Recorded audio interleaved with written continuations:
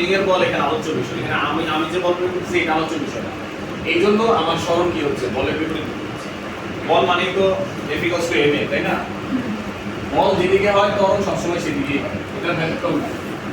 এটা ব্যতিক্রম আছে, হ্যাঁ হ্যাঁ কাজে হ্যাঁ তুমি বলছিলাম, ওইটাই তো বললাম।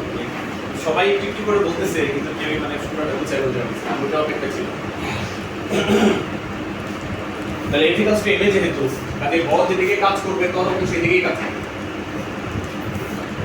তো এখানে সরণ এদিকে, বাট স্প্রিং বলটা কি করতেছে, স্প্রিং কে ভেতরের দিকে টানতেছে। তো বলটা ভেতরের দিকে, অবভিয়াসলি ত্বরণটাও এই তো। এবং বলতেছে বল এবং সরণ ত্বরণের সমানুপাতিক এবং সমানুপাতিক। সমানুপাতিক কিভাবে? বলো বলো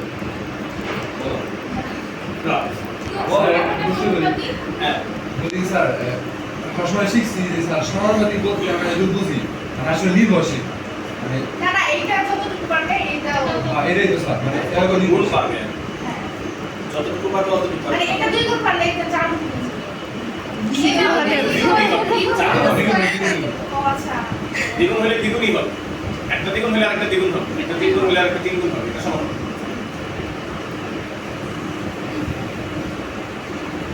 হ্যাঁ, এখন সমানুপাতিক কিভাবে মনে হচ্ছে? বিপরীত প্রক্রিয়া তো বুঝলাম, সমানুপাতিক এটা এটা এটা কিভাবে মনে হয় সমানুপাতিক? কণার সরণ ত্বরণের বিপরীত প্রক্রিয়া এবং সমানুপাতিক, তার মানে সরণটা ত্বরণের সমানুপাতিক।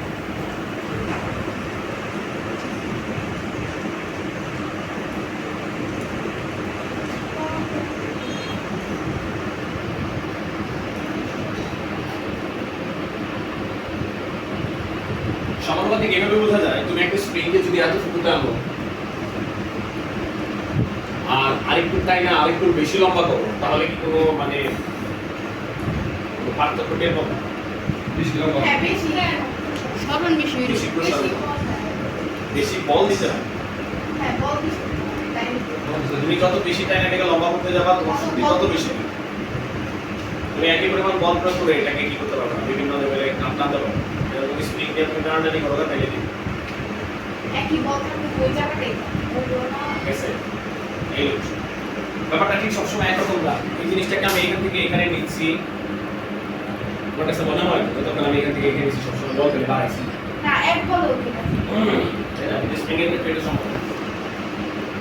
স্প্রিংকে যতই তুমি টাইনা লম্বা করবা বা যতই বেশি সংকুচিত করবা, তোমাকে তত বেশি পরিমাণ বল করবে। স্যার বাট এই মোবাইলের ক্ষেত্রে ব্যাপারটা কিন্তু এরকম হয় না, বুঝছে? এখানে যদি আমি একই পরিমাণ বল প্রয়োগ করি এটা এখান থেকে, আমার এটা সরণের সাথে বলের কোনো সম্পর্ক নেই, ইন্ডিপেন্ডেন্ট। বল বাড়া কমা সরণের সাথে সম্পর্কিত। এটার ক্ষেত্রে তুমি যত বেশি টানবা ততই তোমার বেশি বল হবে। এটার ভিতরে শক্তি আছে না কাজ শক্তি আছে না, পুরোপুরি কাজ ক্ষমতা শক্তি মতো করে। আচ্ছা, তাহলে কাজ ক্ষমতা শক্তি লেকচার দিচ্ছি আপনাদের, ওই লেকচারটা থেকে ভিডিওটা করা দরকার ছিল। তাহলে ভালো শর্টকাট পাইলে দিয়েছিলাম না। এই জন্য এখানে বলা হচ্ছে কি, কণার সরণ ত্বরণের বিপরীত প্রক্রিয়া এবং সমান। ত্বরণটা এখানে বলের সাথে যেহেতু সমানুপাতিক, কাজে বল বাড়া মানে ত্বরণ বাড়া, বল কমা মানে ত্বরণ কমা, ঠিক আছে না? সেই হিসাবে আমরা বলতে পারি a সমানুপাতিক -x, ঠিক আছে? এটা বাংলা গাণিতিক রূপ হচ্ছে এটা, ঠিক আছে না? এখন এখানে সমানুপাতিক চিহ্ন যদি আমরা উঠাই দিই, তাহলে এখানে আসে a = -x। তো পরবর্তীতে k এর মান ধরা হয়েছে ছিল ওমেগা স্কয়ার, ঠিক আছে? k এর মান কি ধরা হয়েছে? Omega square. ওমেগা হচ্ছিল এখানে কৌণিক বেগ, কৌণিক কম্পাঙ্ক বলে পর্যাবৃত্ত গতির ক্ষেত্রে এটাকে। এমনিতে এটাকে আমরা কৌণিক বেগ জানি, নিউটন বলবিদ্যা থেকে নিশ্চয়ই পড়ছি, তাই না? কৌণিক বেগ। কিন্তু এখানে আমরা এটাকে বলবো কৌণিক কম্পাঙ্ক,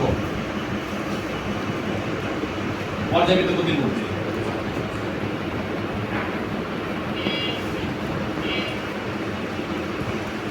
বুঝতে পারছো? একই জিনিস, বুঝতে পারছো? তাহলে এখানে আমরা জানি হলো যে f equals to ma, এখানে লিখলাম f equals to ma, তাই না? তাহলে এর জায়গায় আমরা বসাই দিব মাইনাস ওমেগা স্কয়ার x, নাকি? তাহলে minus m omega square x, ঠিক আছে না? বুঝতে পারছো? তো এখানে এই যে m ওমেগা স্কয়ার, এটাকে আবার নতুন করে বেটারা আরেকটা কে ধরছে, একে আর একে এক না।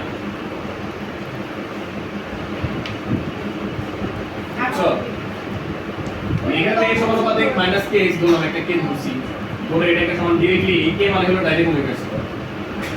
এখানে m ওমেগা স্কয়ার কে আবার আমরা কে ধরছি, মানে কে সমান হচ্ছে হলো m ওমেগা স্কয়ার। তাহলে এখানে ওমেগা সমান হয় √r কে বাই, এটা আরেকটা কনস্ট্যান্ট, এইটাকে বলা হয় স্প্রিং কনস্ট্যান্ট, এই কেটাকে বলা হয় স্প্রিং ধ্রুবক, একের স্কয়ার না।